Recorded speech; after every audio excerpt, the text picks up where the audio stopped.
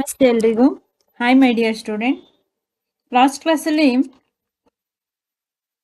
7.2 force and pressure 8th standard lesson complete ಆಗಿತ್ತು. ಇವತ್ತು page number 80 ನೋಡಿ. 7.3 exploring forces. What is the meaning of exploring? Exploring ಅಂದರೆ ಅನ್ವೇಷಣೆ ಅಂತೇಳಿ. ಇನ್ನು ಬಲದಲ್ಲಿ ಏನೇನು ಅನ್ವೇಷಣೆಗಳಾಗುತ್ತೆ, ಫೋರ್ಸಿಂದ ಯಾವ್ಯಾವ ರೀತಿಯ ಎಕ್ಸ್ಪ್ಲೋರಿಂಗ್ಸ್ ಇದೆ, ಅನ್ವೇಷಣೆಗಳಿದೆ ಅಂತೇಳಿ ನೋಡೋಣ. Let us try to learn more about forces. ಹಾಗಾದರೆ ಬಲದ ಬಗ್ಗೆ ಹೆಚ್ಚು ಅದ್ರ ಬಗ್ಗೆ ತಿಳ್ಕೊಳ್ಳೋಣ. ಬಲದಿಂದ ಏನೇನೆಲ್ಲ ಪರಿಣಾಮಗಳಾಗುತ್ತೆ ಬಲದಿಂದ ಅಂತೇಳಿ ತಿಳ್ಕೊಳ್ಳೋಣ ಈ ಲೆಸನಲ್ಲಿ.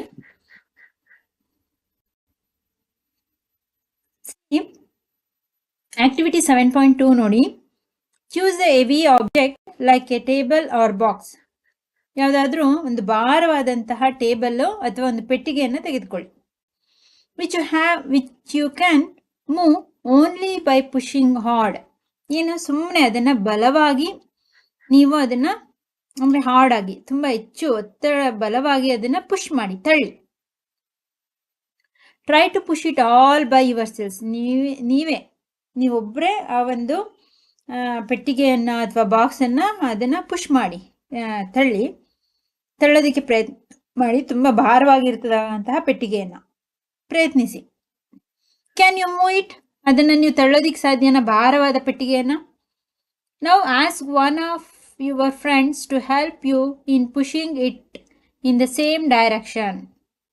ಆಗಲ್ಲ, ತುಂಬ ಭಾರವಾದ ಪೆಟ್ಟಿಗೆಯನ್ನು ಅಥವಾ ಟೇಬಲ್ನ ನಮ್ಮ ಒಬ್ಬರ ಕೈಲಿ ನಮ್ಮೆಲ್ಲ ಫೋರ್ಸನ್ನು, ಬಲವನ್ನು ಹಾಕಿ ತಳ್ಳೋದಿಕ್ಕಾಗಲ್ಲ. ಅದಕ್ಕೆ ಏನು ಮಾಡ್ತೀವಿ, ನಮ್ಮ ಫ್ರೆಂಡ್ಸ್, ನಮ್ಮ ಸ್ನೇಹಿತರನ್ನೋ ಯಾರಾದರೂ ನಮ್ಮ ಮನೇಲಿ ಇರ್ತಕ್ಕಂಥ ಹಿರಿಯರನ್ನೋ ಯಾರನ್ನು ಕರಿತೀವಿ.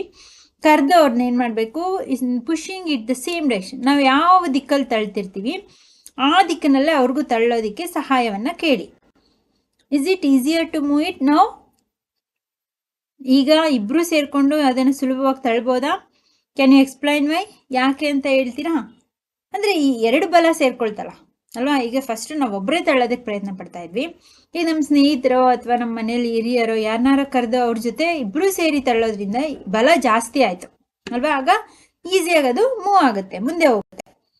ನಾವು ಪುಷ್ ದ ಸೇಮ್ ಆಬ್ಜೆಕ್ಟ್. ಅದೇ ರೀತಿ ಅದೇ ಟೇಬಲ್ ಅಥವಾ ಪೆಟ್ಟಿಗೆ, ಭಾರವಾದ ಪೆಟ್ಟಿಗೆಯನ್ನು, but ask your friend to push it from the opposite direction. See ನೋಡಿ, ಆ ಒಂದೇ ಪೆಟ್ಟಿಗೆಯನ್ನು ಇವರಿಬ್ಬರು ಸೇಮ್ ಡೈರೆಕ್ಷನಲ್ಲಿ ಒಂದೇ ದಿಕ್ಕಿನಲ್ಲಿ ತಳ್ತಾ ಇದ್ದಾರೆ.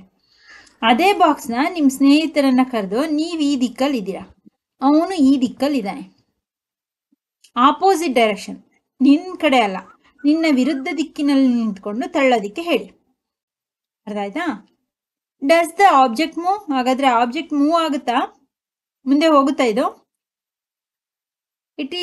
If it does, note the direction in which it move ಆಯಿತು ಅಂದರೆ, ಮುಂದೆ ಹೋಯ್ತು ಅಂದರೆ ಅದು ಯಾವ ದಿಕ್ಕಿಗೆ ಹೋಗುತ್ತೆ ಅನ್ನೋದನ್ನ ನೋಟ್ ಮಾಡ್ಕೊಳ್ಳಿ.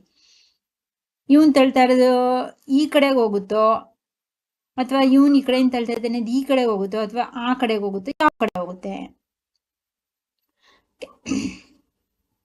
Can you guess which one of you is applying a larger force? ನೀವು ಊಹಿಸ್ತೀರಾ ಇವರಿಬ್ಬರಲ್ಲಿ ಯಾರು ಹೆಚ್ಚಿಗೆ ಬಲವನ್ನು ಹಾಕ್ತಿದ್ದಾರೆ ಅಂತೇಳಿ ಊಹಿಸೋಕೆ ಸಾಧ್ಯನಾ? ಇನ್ ಕೇಸ್ ಆ ಬಾಕ್ಸ್ ಮೂವ್ ಆದರೆ, ಅಂದರೆ ಮುಂದೆ ಹೋದರೆ, ಯಾವ ಕಡೆ ಮುಂದೆ ಹೋಗುತ್ತೆ ಆ ವ್ಯಕ್ತಿ ಜಾಸ್ತಿ ಬಲ ಹಾಕ್ತಿದ್ದಾನೆ ಅಂತ ಗೆಸ್ ಮಾಡ್ಬೋದು. ಆದರೆ ಇಲ್ಲಿ ಇಬ್ಬರು ಸಮನಾಗಿ ತಳ್ತಿದ್ರೆ ಅದು ಬಾಕ್ಸ್ ಎಲ್ಲೋಗುತ್ತೆ, ಮೂವ್ ಆಗಲ್ಲ ಅಲ್ವಾ. ಯಾರು ಬಲ ತುಂಬ ಹಾಕ್ತಿದ್ದಾರೆ ಅಂತ ಗೊತ್ತೇ ಆಗಲ್ಲ.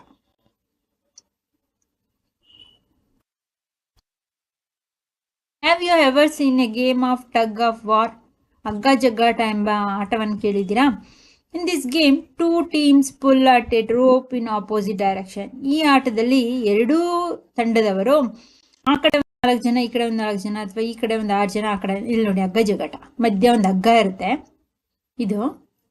ಇದನ್ನ ಎರಡೂ ತಂಡದವರು, ಇಲ್ಲಿ ಈ ಕಡೆ 3 ಜನ ಒಂದು ತಂಡ, ಈ ಕಡೆ 3 ಜನ ಒಂದು ತಂಡ, ಆ ಹಗ್ಗ ಹಿಡ್ಕೊಂಡು ಇಬ್ರು ಎಳಿತಾ ಇರ್ತಾರೆ ಅಪೋಸಿಟ್ ಡೈರೆಕ್ಷನ್ ಅಲ್ಲಿ, ಅವ್ರವ್ರ ಕೈಲಿ ವಿರುದ್ಧ ದಿಕ್ಕಿನಲ್ಲಿ. ಏನು, members of both teams try to pull rope in their direction. ಎರಡೂ ತಂಡದ ವ್ಯಕ್ತಿಗಳೇನು ತಮ್ಮ ವಿರುದ್ಧ ದಿಕ್ಕಿನಲ್ಲಿ ಆ ಒಂದು ಹಗ್ಗವನ್ನ ಎಳಿತಾ ಇರ್ತಾರೆ. ಈ ತಂಡದವ್ರು ಇವ್ರ ಕಡೆಗೆ ಎಳ್ಕೋತಾರೆ, ಈ ತಂಡದವ್ರು ಇವ್ರ ಕಡೆಗೆ ಎಳ್ಕೋತಾರೆ. ಆಪೋಸಿಟ್ ಡೈರೆಕ್ಷನ್ ಆಯ್ತು. Sometimes the rope simply does not move. ಈ ರೀತಿ ಇಬ್ಬರು ಸಮನಾಗಿ ಅವ್ರವ್ರ ದಿಕ್ಕಿಗೆ ಎಳ್ಕೊಂಡಾಗ ಆ ಹಗ್ಗ ಯಾರ ಕಡೆಗೂ ಬರ್ದು ಸುಮ್ಮನೆ ಇರುತ್ತೆ ಒಂದ್ಸಲ ಅಲ್ವಾ, ಮೂನೇ ಆಗಲ್ಲ, ಚಲಿಸೋದೇ ಇಲ್ಲ. Is it not similar to the situation shown in figure 7.3 B? ಇದು ಈ ಹಗ್ಗ ಜಗ್ಗಾಟ ಮತ್ತೆ 7.3 ಇದು ಇವೆರಡು ಒಂದೇನಾ ಸಿಚುವೇಶನ್? ಇಬ್ರು ಇಲ್ಲೂ ಅಷ್ಟೇ, ಇವಳು ಈ ಕಡೆಗೆ ಇವಳು ಈ ಕಡೆಗೆ ಎಳಿತಿದ್ದಾಳೆ. ಎರಡು ಒಂದೇ ಆಗಕ್ ಸಾಧ್ಯನಾ?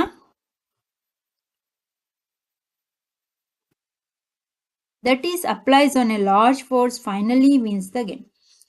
ಹಾಗಾದ್ರೆ ಈ ಟೀಮಲ್ಲಿ ಯಾರು ಹೆಚ್ಚು ಬಲವನ್ನ ಹಾಕ್ತಾರೆ, ಯಾರು ಹೆಚ್ಚು ಜೋರಾಗಿ ಬಲವನ್ನ ಹಾಕಿ ಎಳಿತಾರೆ, ಆ ತಂಡದ ಕಡೆ ಆ ತಂಡ ವಿನ್ ಆಗುತ್ತೆ, ಆ ತಂಡ ಏನಾಗುತ್ತೆ ಗೆಲುವನ್ನ ಪಡ್ಕೊಳ್ಳುತ್ತೆ. The team that pull harder, ಯಾರು ಹೆಚ್ಚು ಬಲದಿಂದ ಎಳಿತಾರೆ, that is applies a larger force, ತುಂಬಾ ಬಲವನ್ನ ಹಗ್ಗದ ಮೇಲೆ ಹಾಕಿ ತನ್ನ ಕಡೆಗೆ ಎಳ್ಕೋತಾರೆ. ಫೈನಲಿ ವಿನ್ಸ್ ದ ಗೇಮ್, ಅಂತಿಮವಾಗಿ ಆ ತಂಡ ಗೆಲುವನ್ನ ಪಡ್ಕೊಳ್ಳುತ್ತೆ. What do these example suggest about the nature of force? ಯಾಕೆ ಈ ನೇಚರ್ ಆಫ್ ಫೋರ್ಸ್, ಈ ಬಲಕ್ಕೆ ಈ ರೀತಿಯಾದ ಉದಾಹರಣೆಯನ್ನು ಯಾಕೆ ಕೊಡ್ತಾ ಇದ್ದೀವಿ? ನೈಸರ್ಗಿಕವಾಗಿ ನಡೀತಕ್ಕಂಥ ಇದೊಂದು ಬಲ ಪ್ರಯೋಗಕ್ಕೆ ಯಾಕೆ ಈ ಎಲ್ಲ ಉದಾಹರಣೆಗಳನ್ನ ನಾವು ತಗೊಳ್ತಾ ಇದ್ದೀವಿ? Force applied on an object in the same direction add to one another. ಏನಿಲ್ಲಿ ತಿಳ್ಕೊಬೇಕಾಗಿರೋದು ವೆರಿ ಇಂಪಾರ್ಟೆಂಟ್. ಬಲ, force applied on an object. On an object ಅಂದ್ರೆ ವಸ್ತುವಿನ ಮೇಲೆ ಬಲ ಪ್ರಯೋಗ ಆಯ್ತು ಅಂದ್ರೆ ಯಾವ ತರ ಬಲ? ಇನ್ ದ ಸೇಮ್ ಡೈರೆಕ್ಷನ್, ಒಂದೇ ದಿಕ್ಕಿನಲ್ಲಿ ಬಲ ಪ್ರಯೋಗ ಆಯ್ತು. ಇದು ಬೆಸ್ಟ್ ಎಕ್ಸಾಂಪಲ್ ನೋಡಿ. ಇವರಿಬ್ರು ಒಂದೇ ದಿಕ್ಕಿನಲ್ಲಿ ಬಲವನ್ನ ಪ್ರಯೋಗ ಮಾಡ್ತಿದ್ದಾರೆ ಆಯ್ತು ಅಂದ್ರೆ to one another. Now recall what happens when you and your friends pushed the heavy box in the same direction. Activity 7.2 ಇದೇನೆ. ಏನಾಗುತ್ತೆ? Same direction add one to the another. ಬಲ ಏನಾಗುತ್ತೆ? ಒಗ್ಗೂಡುತ್ತೆ, ಇನ್ನು ಬಲ ಹೆಚ್ಚಾಗುತ್ತೆ. ಒಂದು ಬಲ ಇದ್ದಿದ್ದು ಒಂದು ಫ್ರೆಂಡ್ಸ್ ಜೊತೆ ಸೇರಿ ಇನ್ನೊಂದು ಬಲ ಸೇರ್ಕೊಂಡು ಏನಾಯ್ತು? ಬಲ ಒಗ್ಗೂಡ್ತು, ಹೆಚ್ಚಾಯ್ತು. ಬಲದಲ್ಲಿ ಹೆಚ್ಚು ತುಂಬ ಇನ್ನೂ ಬಲ ಸೇರ್ಕೊಳ್ತು. Add, ADD, add to one another. ಒಂದು ಬಲ ಜೊತೆ ಇನ್ನೊಂದು ಬಲ ಏನಾಗುತ್ತೆ? ಒಗ್ಗೂಡುತ್ತೆ. ಯಾವಾಗ? The force applied on object in the same direction. ಬಲವು ಒಂದೇ ದಿಕ್ಕಿನಲ್ಲಿ ಚಲಿಸಿದ್ರೆ ಆ ಬಲ ಏನಾಗುತ್ತೆ? ಆಡ್ ಆಗುತ್ತೆ, ಒಗ್ಗೂಡುತ್ತೆ. ಅದಕ್ಕೆ ಉದಾಹರಣೆ ಅಂದರೆ ನೀವು ಮತ್ತು ನಿಮ್ಮ ಸ್ನೇಹಿತರು ಒಂದು ಪೆಟ್ಟಿಗೆ, ಭಾರವಾದ ಪೆಟ್ಟಿಗೆಯನ್ನು ಒಂದೇ ದಿಕ್ಕಿನಲ್ಲಿ ತಳ್ತಾ ಇರೋದು. If the two forces act in the opposite directions on an object. ಅದೇ ಬಲವನ್ನ two forces act on opposite, ನೋಡಿ ಆಪೋಸಿಟ್ ಡೈರೆಕ್ಷನ್. ಇವನು ಈ ಕಡೆ ತಳ್ತಾ ಇದ್ದಾನೆ, ಇವನು ಈ ಕಡೆ ತಳ್ತಾ ಇದ್ದಾನೆ. ಇಬ್ರು ಒಂದು ಸೈಡ್ ಇರಬೇಕು. ಇವನು ಎಡ ಇದ್ರೆ ಇವನು ಬಲ ಇದ್ದಾನೆ ಅಲ್ವಾ? ಬಲವನ್ನ ವಿರುದ್ಧ ದಿಕ್ಕಿನಲ್ಲಿ ಬಲ ಪ್ರಯೋಗ ಮಾಡಿದ್ರೆ ಒಂದು ವಸ್ತುವಿನ ಮೇಲೆ, force act in the opposite direction on an object, ವಸ್ತುವಿನ ಮೇಲೆ ವಿರುದ್ಧ ದಿಕ್ಕಿನಲ್ಲಿ ಬಲ ಪ್ರಯೋಗವಾದರೆ the net force acting on it is the difference between the two forces. ಬಲದಲ್ಲಿ ಬಲದ ಮೇಲೆ ಬಲ ಏನಾಗುತ್ತೆ? ಆ ಬಲವು ವ್ಯತ್ಯಾಸದಿಂದ ಕೂಡಿರುತ್ತಂತೆ. ಯಾವುದೇ ವಸ್ತುವಿನ ಮೇಲೆ ವಿರುದ್ಧ ದಿಕ್ಕಿನಲ್ಲಿ ಬಲ ಪ್ರಯೋಗ ಮಾಡಿದ್ರೆ ಆ ಬಲ ಏನಾಗಿರುತ್ತೆ? ವ್ಯತ್ಯಾಸವಾಗಿ ಕೂಡಿರುತ್ತೆ, ಡಿಫ್ರೆನ್ಸ್ ಇರುತ್ತೆ. ಇಬ್ಬರು ಬಲಕ್ಕೂ ಇಬ್ರು ಒಂದೇ ಒಂದು ಸಮನಾದ ಬಲವನ್ನ ಹಾಕಕ್ಕೆ ಸಾಧ್ಯ ಇಲ್ಲ ಅಲ್ವಾ? What did you observe in activity? ಆಕ್ಟಿವಿಟಿಯಿಂದ ಏನು ತಿಳ್ಕೊಂಡ್ರಿ? 7.2 when both of you were pushing a we box in opposite direction, recall that the tug of war when two teams pull equally hard, the rope does not move in any direction. ಇಲ್ಲಿ ಇದನ್ನ compare ಮಾಡಿಕೊಂಡು ಇಲ್ಲಿ tug of ಈ ರೂಪಲ್ಲಿ ಹಗ್ಗ ಜಗ್ಗಾಟದಲ್ಲಿ ಎರಡೂ ತಂಡದವರು ಸಮಬಲ ಹಾಕಿದ್ರು ಅನ್ಕೊಳ್ಳಿ, ಇಬ್ರು ಸಮನಾಗಿ ಎಳಿತಿದ್ದಾರೆ. ಆಗ ಏನಾಗುತ್ತೆ? ಹಗ್ಗ ಯಾರ ಕಡೆಗೂ ನಿಲ್ಲದೆ ಸ್ತಬ್ಧವಾಗಿ ಅಲ್ಲೇ ಮಧ್ಯದಲ್ಲೇ ನಿಂತಿರುತ್ತೆ. ಇದನ್ನ ಗಮನಿಸಿರ್ಬೋದು. ಯಾರ ಕಡೆಗೂ ಅದು ಚಲಿಸೋದಿಲ್ಲ ಹಗ್ಗ.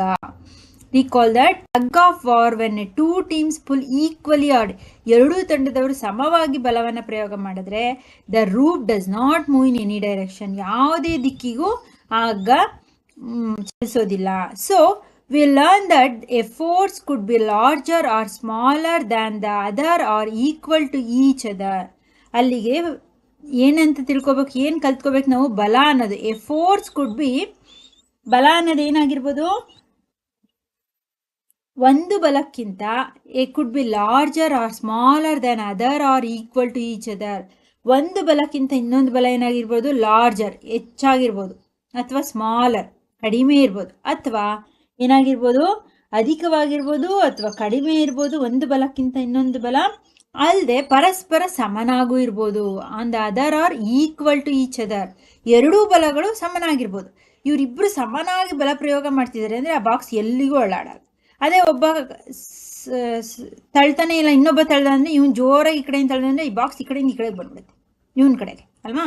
ಸೊ ಬಲ ಅನ್ನೋದೇನೋ ಒಂದು ಅಧಿಕವಾಗಿರುತ್ತೆ, ಲಾರ್ಜರ್ ಹೆಚ್ಚಾಗಿರ್ಬೋದು, ಅಥವಾ ಕಡಿಮೆ ಆಗಿರುತ್ತೆ, ಸ್ಮಾಲರ್ ಇರ್ಬೋದು, ಅಥವಾ ಎರಡೂ ಸಮನಾಗಿರ್ಬೋದು, ಪರಸ್ಪರ ಎರಡೂ ಬಲಗಳು ಸಮನಾಗಿಯೂ ಸಹ ಇರ್ಬೋದು ಬಲ ಅನ್ನೋದು. The strength of A force is usually expressed by its magnitude. ಅದಕ್ಕಾಗಿ ಏನು, ನಾವು ಬಲವನ್ನು ಯಾವುದರ ಒಂದು ವಸ್ತುವಿನ ಮೇಲೆ ವಿರುದ್ಧ ಬಲದ ಸಾಮರ್ಥ್ಯವನ್ನು ನಾವು ಸಾಮಾನ್ಯವಾಗಿ ಹೇಗೆ ಗುರುತಿಸ್ತೀವಿ, ಹೇಗೆ ವ್ಯಕ್ತಪಡಿಸ್ತೀವಿ. We have also specify the direction, the strength of force. ಅಂದರೆ ಸ್ಟ್ರೆಂತ್ ಆಫ್ ಫೋರ್ಸ್ ಬಲದ ಒಂದು ಸಾಮರ್ಥ್ಯ. ಸ್ಟ್ರೆಂತ್ ಅಂದರೆ ಸಾಮರ್ಥ್ಯ. ಬಲಕ್ಕೆ ಎಷ್ಟು ಸಾಮರ್ಥ್ಯ ಇದೆ ಅಂತ ಹೇಗೆ ನಾವು ಕಂಡುಹಿಡಿತೀವಿ, ಅದರ ಪರಿಮಾಣದ ಮೇಲೆ. ಅದರ ಪರಿಮಾಣ ಅಂದರೆ ಅದು ಎಷ್ಟಿದೆ ಅನ್ನೋದ್ರ ಮೇಲೆ ನಾವು ಬಲ. ಈಗ 1 kg ಹತ್ತಿ ಎತ್ತೋದಕ್ಕೂ 4 kg ಅಕ್ಕಿ ಎತ್ತೋದಕ್ಕೂ ಅಥವಾ ಎಷ್ಟು ವ್ಯತ್ಯಾಸ ಇದೆ ಅಲ್ವಾ. ಒಂದು ಅರ್ಧ kg ಮಣ್ಣಿಗೂ ಒಂದು ಅರ್ಧ ಲೀಟ್ರ್ ಹಾಲು ತಗೊಳ್ಳೋದಕ್ಕೂ ತುಂಬ ವ್ಯತ್ಯಾಸ ಇದೆ ಅಲ್ವಾ. ಹಾಗಾಗಿ ಪರಿಮಾಣ ಅಂದರೆ ಎಷ್ಟು ಅಳತೆ ಅಂತ. ಅಂದರೆ ಬಲದ ಸಾಮರ್ಥ್ಯವನ್ನು ಹೇಗೆ ನಾವು ಎಕ್ಸ್ಪ್ರೆಸ್ ಮಾಡ್ತೀವಿ, ಹೇಗೆ ವ್ಯಕ್ತಪಡಿಸ್ತೀವಿ, ಬೈ ಇಟ್ಸ್ ಮ್ಯಾಗ್ನಿಟ್ಯೂಡ್. ಮ್ಯಾಗ್ನಿಟ್ಯೂಡ್ ಅಂದ್ರೇನು, ಪರಿಮಾಣದ ಆಧಾರದ ಮೇಲೆ ನಾವು ವ್ಯಕ್ತಪಡಿಸ್ತೀವಿ. We have also to specify the direction in which a force acts as. Also ಏನು, ಅದ್ರ ಜೊತೆಗೆ ಏನನ್ನ ಗುರುತು ಮಾಡ್ತೀವಿ ನಾವು,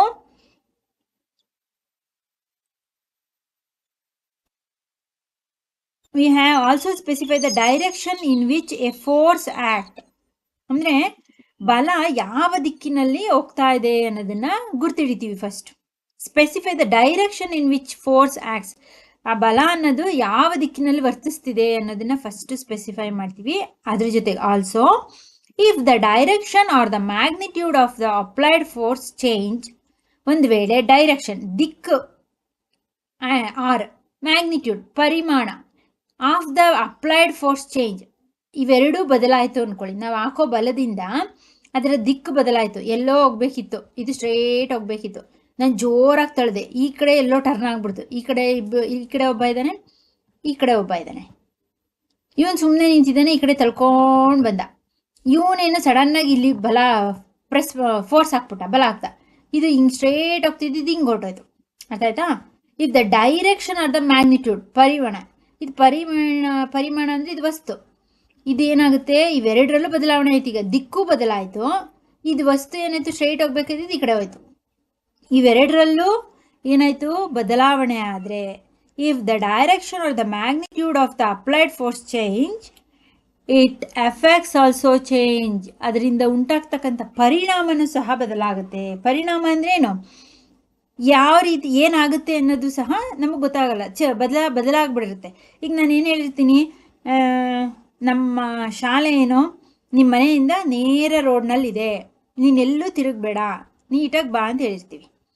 ನಿಮಗೆ ಬರ್ತಾ ಇರ್ತೀರ ಸ್ಟ್ರೇಟ್ ರೋಡಲ್ಲಿ, ಇದೇ ನೀವು ಮ್ಯಾಗ್ನಿಟ್ಯೂಡು, ನೀನು ಸ್ಟ್ರೇಟ್ ರೋಡಲ್ಲಿ ಬರೋದೇ ಡೈರೆಕ್ಷನ್, ದಿಕ್ಕು. ಇಲ್ಲಿ ನೀನು ಹಿಂಗೆ ಬರಬೇಕಾದ್ರೆ ಸ್ಟ್ರೇಟಾಗಿ ಈ ಕಡೆಯಿಂದ ಯಾವುದೋ ಒಂದು ನಾಯಿ ಬಂದ್ಬಿಡ್ತು ಒಟ್ಟಿಸ್ಕೊಂಡು, ಅಥವಾ ಈ ಕಡೆಯಿಂದನೇ ಒಂದು ನಾಯಿ ಬಂತು. ನೀನು ಸ್ಟ್ರೇಟ್ ಹೋಗ್ಬೇಕಾದ್ರೆ ಇಲ್ಲೊಂದು ಸ್ಮಾಲ್ ರೋಡ್ ಇದೆ, ಇಲ್ಲಿ ಬೈಪಾಸ್. ನೀನು ಈ ಕಡೆಯಿಂದ ಕಾರ್ ಬರ್ತಿದೆ, ಈ ಕಡೆಯಿಂದ ನಾಯಿ ಬರ್ತಿದೆ. ನೀನು ಎಲ್ಲಿ ಹೋಗ್ತೀಯ, ಸ್ಟ್ರೈಟ್ ಹೋಗೋಕ್ಕಾಗತ್ತಾ? ಇಲ್ಲ. ನೀನು ಯಾವ ಕಡೆ ಟರ್ನ್ ಆಗ್ತೀಯ, ಬಲಭಾಗದಲ್ಲಿ ಎಲ್ಲಿ ರೋಡ್ ಇರುತ್ತೆ ಅಲ್ಲಿ ಏನಾಯಿತು, ಎಫೆಕ್ಟ್ ಆಲ್ಸೋ ಚೇಂಜ್. ಪರಿಣಾಮ ಏನಾಯಿತು, ನೀನು ನೇರ ಹೋಗ್ಬೇಕಾಗಿದ್ದ ಪರಿಣಾಮ ಏನಾಯಿತು, ಅದ್ರ ಬದಲಾಗಿ ಬಲಭಾಗಕ್ಕೆ ಹೋಗೋಂಗಾಯ್ತು ಅಲ್ವಾ. ಇದೇನೆ ಅಂದರೆ ಅಲ್ಲಿಗೆ ನಿನ್ನ ಡೈರೆಕ್ಷನ್ ಅಂದರೆ ನಿನ್ನ ದಿಕ್ಕು ಬದಲಾಯಿತು, ನೀನು ಸಹ ಬಲಭಾಗಕ್ಕೆ ತಿರ್ಕೊಂಡೆ. ಅರ್ಥ ಆಯ್ತಾ? ಇದನ್ನೇ ಏನಂತ ಹೇಳೋದು, ಬಲ ಪ್ರಯೋಗ ಅನ್ನೋದು force.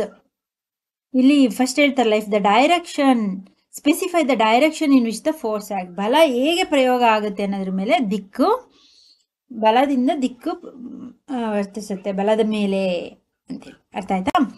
Does it mean that the net force on an object is 0 if the two force acting on it in opposite direction are equal? ಅಂದರೆ ಡಸ್ ಇಟ್ ಮೀನ್ ಏನಿದ್ರ ಅರ್ಥ, ಒಂದು ವಸ್ತುವಿನ ಮೇಲೆ ವಿರುದ್ಧ ದಿಕ್ಕಿನಲ್ಲಿ ಏನಾದರೂ ಬಲ ಪ್ರಯೋಗ ಮಾಡಿದ್ವಿ.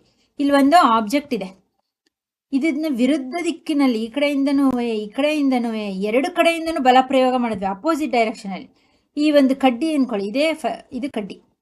ಇದನ್ನ ಇಲ್ಲೊಬ್ಬ ವ್ಯಕ್ತಿ ಇಬ್ರು ಮುಂದಕ್ಕೆ ತಳ್ತಿದ್ರೆ ಅದು ಮುಂದಕ್ಕೆ ಹೋಗುತ್ತೆ, ಇದು ಹಿಂಗೆ ಹೋಗ್ತಾ ಇರುತ್ತೆ. ಅದೇ ಈ ವ್ಯಕ್ತಿ ಈ ಕಡೆಗೆ ಎಳೆಯೋದು, ಈ ವ್ಯಕ್ತಿ ಈ ಕಡೆಗೆ ಎಳೆಯೋದು, ಈ ಕಡ್ಡಿನ ಎಳೆದ್ರೆ ಏನಾಗುತ್ತೆ, ಮುರಿದೋಗುತ್ತದು ಅಲ್ವಾ? ನಮ್ಮ ಬಲ ಏನಾದರೂ ವಿರುದ್ಧ ದಿಕ್ಕಿನಲ್ಲಿ ಒಂದು ವಸ್ತುವಿನ ಮೇಲೆ ಪ್ರಯೋಗ ಆದರೆ, ಅಥವಾ ಅದನ್ನ ಇಬ್ರು ಗಟ್ಟಿಯಾಗಿ ಇಟ್ಕೊಂಡ್ಬಿಟ್ರು, ಒಂದು ಕಂಬ ಇದು, ಗೊತ್ತಾಯ್ತಾ? ಇವನು ಈ ಕಡೆಯಿಂದ ತಳ್ತಿದ್ದಾನೆ, ಇವನು ಈ ಕಡೆಯಿಂದ ತಳ್ತಿದ್ದಾನೆ, ಅಪೋಸಿಟ್ ಡೈರೆಕ್ಷನ್ ಅಲ್ವಾ? ಒಬ್ರು ಒಂದ್ ಕಡೆಯಿಂದ ಈ ಕಡೆಯಿಂದನೇ ಇಬ್ರು ತಳ್ಳಿದ್ರೆ ಅಟ್ಲೀಸ್ಟ್ ಈ ಕಡೆ ಬಾಗುತ್ತೆ. ಇಬ್ರು ಸಮನಾಗಿ ಎರಡೂ ಬಲ ಪ್ರಯೋಗ ಮಾಡ್ತಿದ್ರಿಂದ ಅದು ಎಲ್ಲೂ ಅಳ್ಳಾಡಲ್ಲ, ಸುಮ್ಮನೆ ಆಗ ನಿಂತಿರುತ್ತೆ ಅಲ್ವಾ? ಇಬ್ರು ಸಮಾನಾಗಿ ಆಗ್ತಿದ್ದಾರೆ. ಆಗ ಬಲ ಪ್ರಯೋಗ ಆದಾಗ ಬಲ ಏನಾಗ್ಬೋದು, ಸಮವಾದರೆ ಅವುಗಳ ಮೇಲೆ ವರ್ತಿಸುವಂತಹ ಬಲ ಆಗುವಂತಹ ಬಲ ಏನಾಗಿರುತ್ತೆ, 0 ಆಗಿರುತ್ತಂತೆ.